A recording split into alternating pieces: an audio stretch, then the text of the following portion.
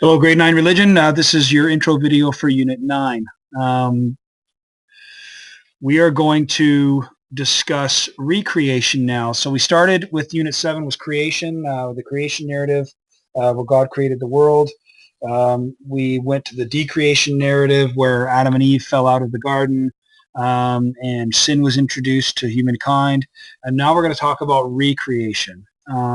Recreation is the last part of this narrative. We're basically studying this relationship with God and how it was outlined in the Old Testament and in the Bible to us. The creation narrative told us how the relationship began, how God created this world for us. Talks about Adam and Eve and how human beings are created in his image and how this loving relationship with God started. Decreation got us into how sin was introduced, how the devil or the snake came into the garden and introduced sin. Free will was given to us, and how human beings kind of began this separation from God, how they alienated themselves from their world, their natural environment, themselves, each other, nations upon nations. These causes of decreation that cause so much human strife in the world today. That if God wanted us to be perfect, why do we sin? Why do we live in this misery? The last is the hope. This is the part where God comes back into our lives. If you could say that Adam and Eve and them being decreation, this happening before history, we can actually kind of consider the recreation narrative to be kind of quote unquote modern history. So what happened in written history that we know about, these stories of Abraham and King David and Jesus Christ, these historical figures that we know were there, and this modern kind of tale of God coming back to them. Okay, so if you're confused, don't worry, we'll get explained here in a minute. We'll also talk about the assignment. Okay.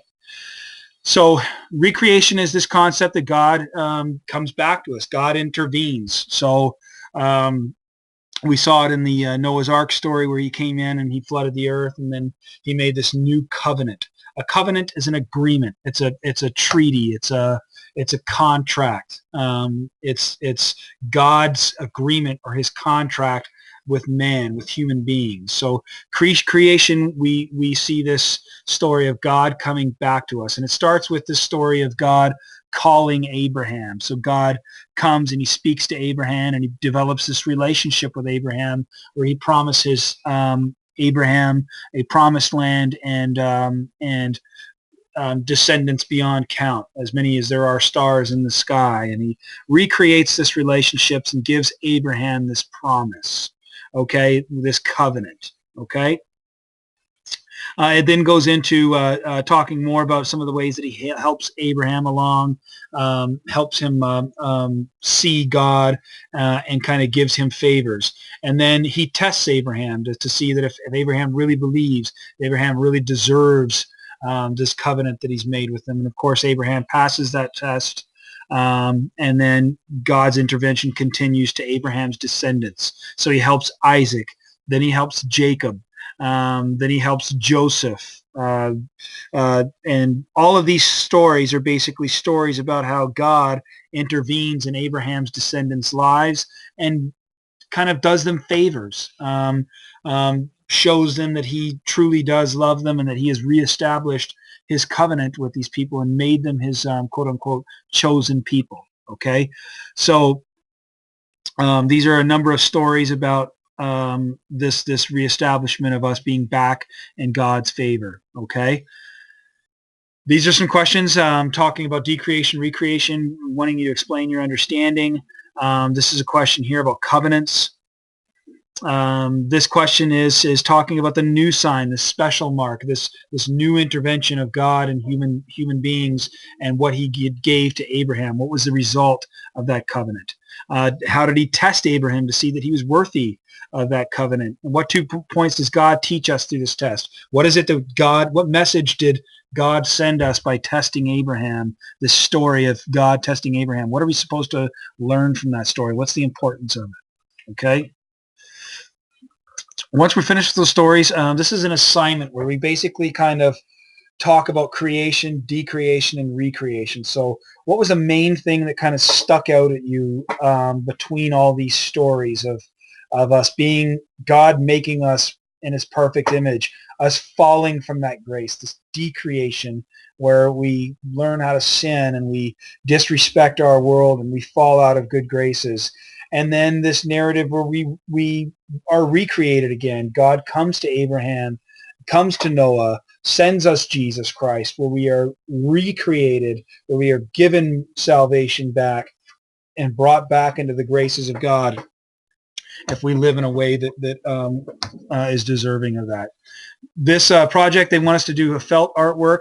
I'm easy. If you want to make a video explaining it, if you want to write me a paper or an essay on it, 1 to 2 pages, however you want to do this is easy for me. So choose a way that you want to do it. Come and talk to me, and I'm more than willing to take some different varieties, as long as you're showing me that you understand this narrative of creation, decreation, and recreation. I want it to be creative. I want it to be some thinking involved. I don't want you just to regurgitate the readings and the stories. I want you to tell me, what is your understanding of this? There needs to be some communication. Obviously, it needs to be a very clear image, something that I can understand. And then application is the way that you're explaining those narratives. Is that a good way of explaining it, and do you apply that knowledge of those stories to your understanding of it? Okay. This is kind of a chart, kind of maybe an example of something that you could make, kind of a little of a PowerPoint kind of slide where he explained recreation, decreation, and creation all in a pretty creative way. So it can be this simple.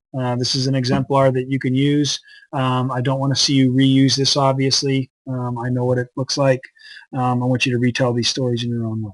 Okay? If you have any questions, let me know.